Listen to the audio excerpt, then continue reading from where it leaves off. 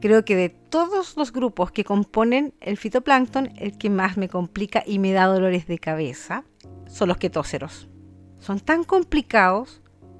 Para poder entenderlos, para poder diferenciarlos, hay que ver todos sus detalles. Pero hay dos tipos de ketóceros, dos especies que son muy importantes para la industria salmonera.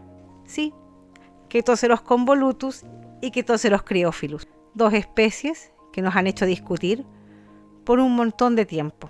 Ketóceros convolutus es una especie grande. Se ve incluso en 4-por. Posee numerosos cloroplastos distribuidos incluso en sus setas. Forma cadenas y estas setas que tiene son largas y además están provistas de espinas. Son muy similares a las espigas de trigo o a los cardos. Las espinas que tienen en sus setas son capaces de penetrar las branquias de los peces, gatillando una sobresecreción de mucus que podría inducir a la hipoxia e hipercapnia, con la consecuente muerte de los peces, o al menos el daño mecánico severo.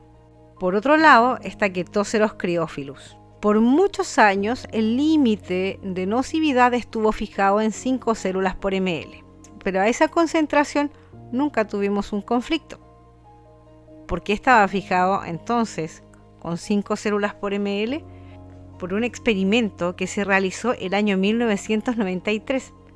En ese experimento el bioensayo se realizó utilizando peces que estaban en buenas condiciones, peces de laboratorio, y al colocar distintas concentraciones de Ketóceros convolutus no obtuvieron ningún resultado.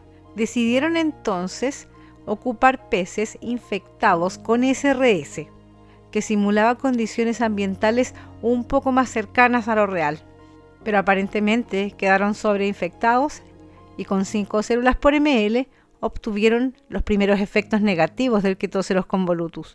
Por eso se ocupó ese valor.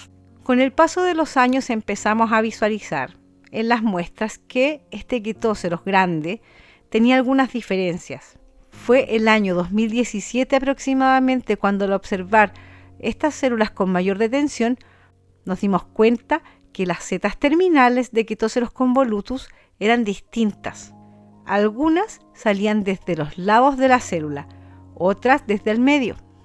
Estas chasconas células nos hicieron estudiar mucho y llegamos todos a la conclusión de que se trataba de dos especies diferentes. Por un lado teníamos a Ketóceros convolutus, cuyas setas terminales comenzaban al medio de la célula, lo que le da un aspecto muy elegante. Y por otro teníamos a Ketóceros criophilus, con las setas terminales que iniciaban desde los lados de la célula, que le daban un tono más campestre. De esa forma hemos ido diferenciando ambas especies. Si bien es cierto, ninguna de estas especies está actualmente en la tabla de nocividad, siempre debemos tenerlas en vista, porque históricamente sabemos que estas chasconas traen problemas y daños branquiales severos en los peces de cultivo cuando aumentan su concentración.